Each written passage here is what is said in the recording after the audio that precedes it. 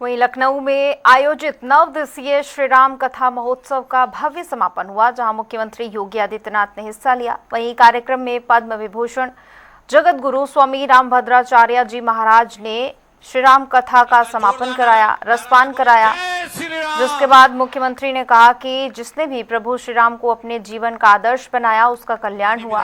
साथ ही उन्होंने स्वामी रामभद्राचार्य को गोस्वामी तुलसीदास की जन जागरण परंपरा का अद्भुत अग्रदूत बताते हुए अभिनंदन किया और श्री राम के आदर्शों को जीवन में अपनाने का आह्वान किया। कोई कारण नहीं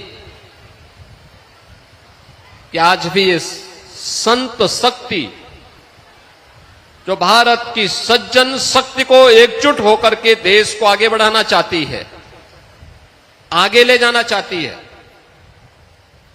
ये प्रभु श्री राम की कृपा है।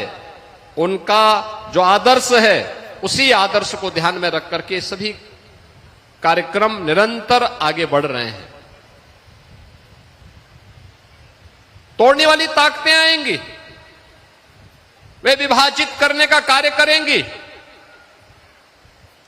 कोई जाति के नाम पे बांटेगा, कोई क्षेत्र के नाम पे बांटेगा, कोई भाषा के नाम पर बांटने का प्रयास करेगा। लेकिन हम सबको कथा के उस मर्म को समझना पड़ेगा जो यहां पे व्यासपीठ से पूज्य जगत गुरु के द्वारा आप सबको यहां पर उसके मर्म को समझाने का प्रयास किया गया है। हम सब उस मर्म को अपने जीवन का हिस्सा बनाएं।